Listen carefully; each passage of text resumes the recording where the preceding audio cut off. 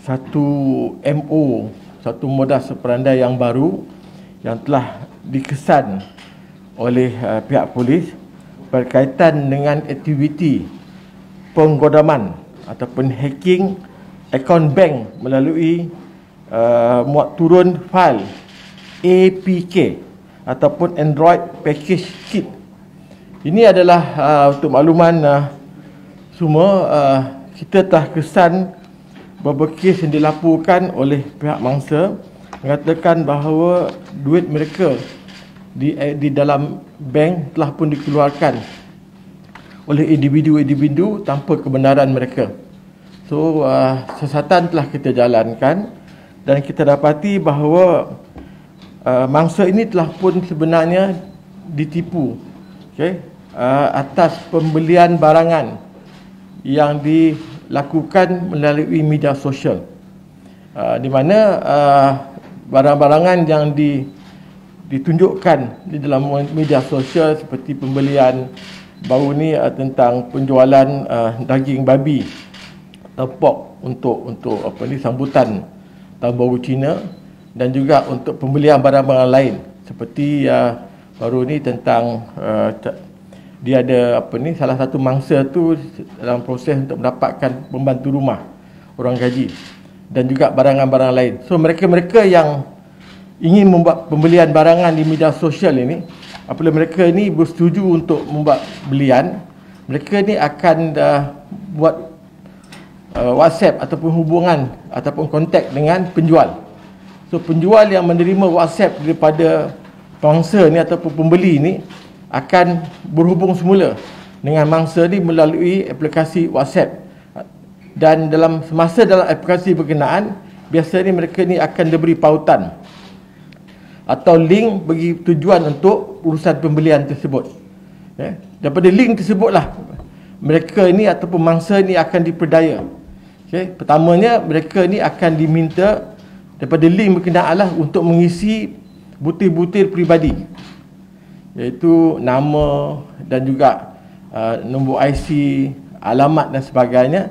Dan seterusnya apabila mangsa ni nak buat pembayaran, mereka ni akan diberi link yang seterusnya.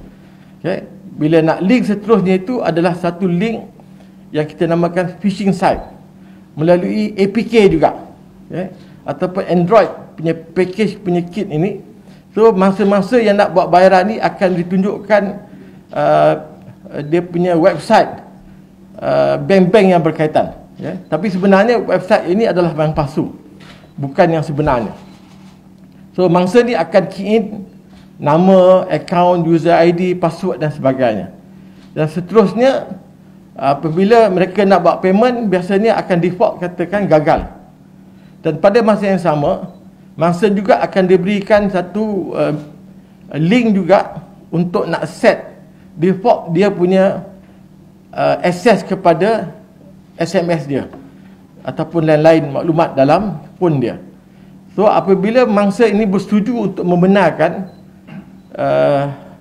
scammer ini untuk access maklumat dalam phone dia, akhirnya apa yang berlaku, sindiket ini ataupun scammer ini akan membuat transaksi pengeluaran wang daripada akaun mangsa yang diperoleh daripada phishing site tadi. Dan seterusnya bank akan menghantar biasanya TAC ataupun OTP kepada mangsa bagi tujuan transaksi. Yang mana saya sebut tadi, pihak sindiket scammer telah pun ada maklumat kebenaran untuk akses SMS ini. So akhirnya sindiket ini, scammer ini memperoleh semua sekali, dan mangsa cuma akan sedar apabila dapati duit dalam akaun dia berkurangan. Ini adalah satu modus operandi yang baru yang telah kita dapat kesan, dan setakat ini kita terima ada 3 kes.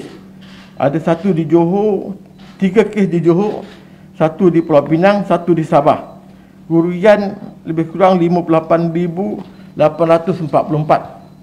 So untuk PC ni, sidang media ini, saya mengharapkanlah pihak media dapat memberikan maklumat ini kepada orang ramai supaya mereka ni berhati-hati apabila membuat layaran di internet, terutamanya di media sosial, dan jangan sesekali mendedahkan sebarang maklumat melalui aplikasi APK ini.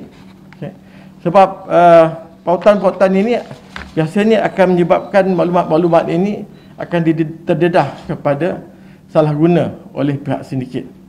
Terutamanya tentang buat bayaran, payment yang saya sebutkan tadi.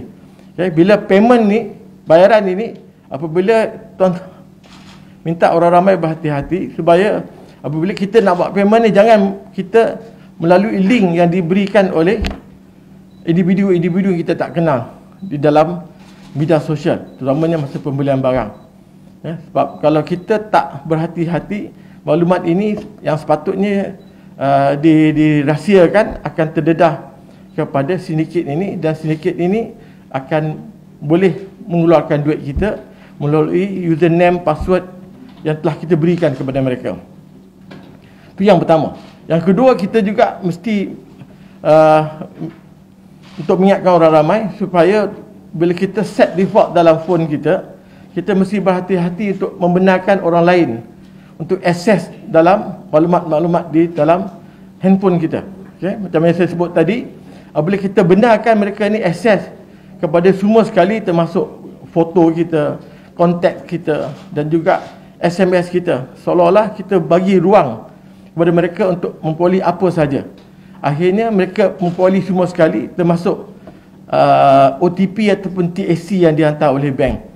Untuk makluman semua, untuk proses transaksi secara online ini, bank kita cuma ada dua aja dia punya security yang ada. Satu ialah user ID dan password yang kita ada, yang kita telah dibekalkan, dan kedua adalah TAC ataupun OTP yang diberikan oleh bank. So kalau dua-dua ini terdedah kepada orang lain, maka mereka boleh mengeluarkan duit kita tanpa pengetahuan ataupun kebenaran kita. Ini adalah perkara yang serius, sebab sebelum ini kita hanya cerita pasal phishing site, iaitu maklumat yang kita serahkan ataupun yang kita dedahkan melalui media sosial. Tapi sekarang ni sindiket ataupun pihak scammer ni, dia pergi lagi satu, di mana dia boleh akses maklumat dalam phone kita. Itu yang membimbangkan saya. Sebab kalau dua-dua ini orang ramai expose kepada pihak scammer, tidak ada lagi sebarang protection ataupun security kepada kita untuk safeguard kita punya account di bank-bank yang kita ada.